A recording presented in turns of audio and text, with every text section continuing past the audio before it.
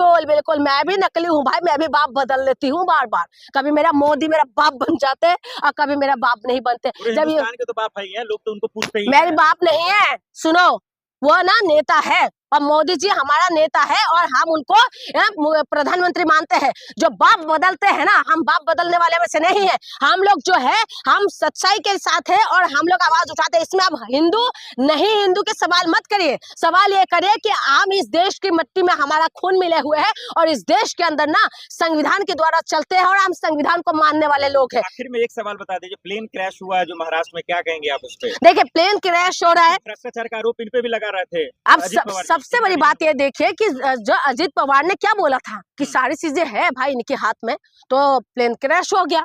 उससे पहले विजय रूपानी जी देखिए, बीजेपी का ही नेता था, मुख्यमंत्री रहे गुजरात का, उनका भी प्लेन क्रैश हुआ। और बिपिन रावत क्या नाम था उनका, उन्हीं का भी प्लेन वो हुआ था। तो तमाम जो है ये बीजेपी वालों की उसमें सरकार में प्लेन ही प्लेन क्रैश हो रहा है। ये सोचने वाली बात है कि प्लेन क्रैश हो रहा है, वो भी उनके मंत्रियों का, बड़ी बड़ी पद में रहने वाले मंत्रियों का प्लेन क्रैश हो रहा है। और आए दिन जो है, आए दिन ट्रेन टकरा रहे हैं, आए दिन ट्रेनों का एक्सीडेंट हो रहा है। कोई बोलने वाले नहीं, कोई सुनने वाले नहीं और सबको ये लगता है हिंदू मजबूत हो गया। लेकिन क्या दुख की बात यह है कि यूजीसी आ गया तो क्या हुआ कि जो हिंदू को मजबूत करने वाले थे वो भी रोड पे आ गए। तो इसीलिए मैं कह रही हूँ ये बीजेपी किसी का भी सगा नहीं है, इनको पहचानिए और जनता को अपने मुद्दे पे आइए, तभी देश का विकास हो सकता है। आज इन्हीं का जो है हेमंत बिस्वा शर्मा वही था, कांग्रेस का नेता था तब सेकुलर वाली बात करते थे, जहां पर जो जाते अपना बदल जाते। भ्रष्टाचार के भी आरोप लगे हुए, बिल्कुल भ्रष्टाचार के आरोप लगे हुए, उसकी वजह से तो फिर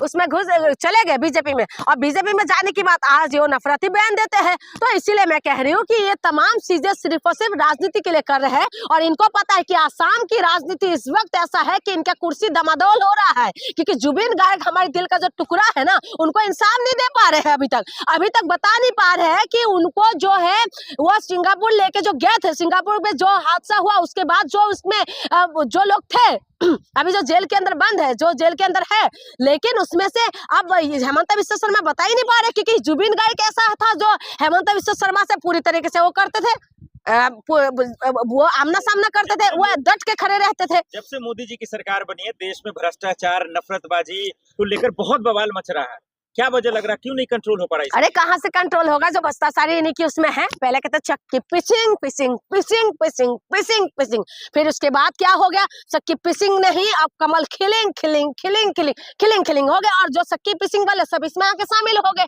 भ्रष्टाचार के आरोप चाहे हेमंत बिस्वा शर्मा हो, सुरेंद्र अधिकारी हो और अजीत पवार जो नाम कह रहे हैं, ये तमाम जो है भ्रष्टाचार में आरोपी तो थे, लेकिन ये सब इसमें शामिल हो गया तो दूध का धुला हुआ हो गया है। तो आपको क्या लगता है कौन इंसाफ करेगा और कौन इंसाफ करने के लिए रहेंगे? जो कहते हैं बेटी बचाओ बेटी पढ़ाओ, वही सबसे ज्यादा वो हो गया, बेटियों का बलात्कार करने वाले हो गए। सुरक्षित है ही ना बीजेपी राज में? अरे भाई बहुत सुरक्षित है। बेटी हो के एक बेटी सुरक्षा की बात मत ही करिए तो अच्छा है। बेटी सुरक्षा की बात दिल में हाथ रखो। मैं नॉर्थ से आती हूँ, मणिपुर के अंदर नंगा करके महिला को किसने घुमाया था भाई? बीजेपी की सरकार में, बीजेपी की पुलिस की जिप्सी से तो खेस के लेके गया था ना।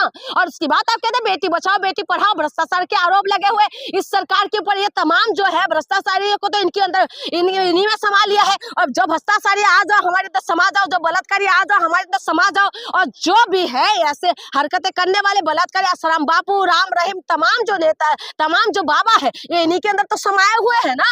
इन्हीं की तो पैरों में गिरते रहते हैं ये लोग। जो कोर्ट से बलात्कारी बताए उनको पैरोल में बाहर मिलते हैं और आप कह रहे भ्रष्टाचारी, ये भ्रष्टाचारी के खिलाफ काम करेंगे? आपका क्या लग रहा है आपको? प्रज्वल रेवन्ना जिसके ऊपर जिसने इतना वीडियो वायरल हुआ, उसके लिए मोदी जी वो मांगते हैं ना धाकर, जिन्होंने जो है धाकर ही धाकर करता रहा। उसके बाद आप देख लीजिए सरकार का ईडी सीबीआई कैसे काम करे, वो नहीं दिख रहा आपको? अरे भाई सबको दिखाई दे रहा है। देखिए पहले की टाइमिंग में लेके बंगाल हिला हुआ है, बंगाल में ममता बनर्जी मुंह तोड़ जवाब दे रही है। ठीक है, आप बताइए कि ये जो विपक्षी पार्टी की बड़ी ईडी सीबीआई सारी विपक्षी पार्टियों के पीछे लगा दो, ठीक है, और जो सत्ता में बैठे हुए वो मलाई खाते रहे, वो लोग तो दूध का धुला हुआ है, बिल्कुल पाक साफ है। आप देखिए अभी एक वो हुआ है ब्रिजभूषण राजपूत जो है, उन्होंने देखिए किस तरीके से सत्येंद्र सिंह का किस तरीके से यूपी में, भाई यूपी में तो अद्भुत है।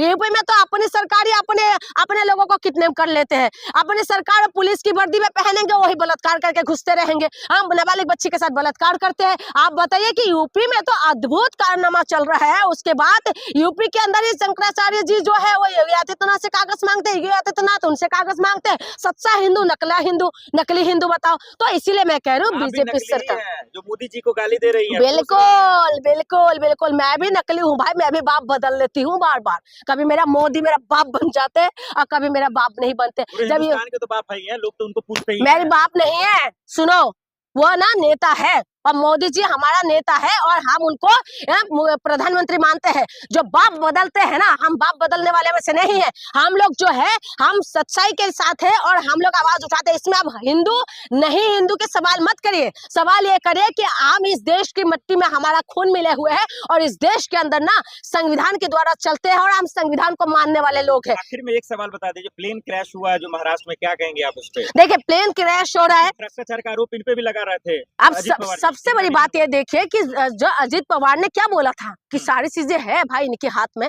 तो प्लेन क्रैश हो गया।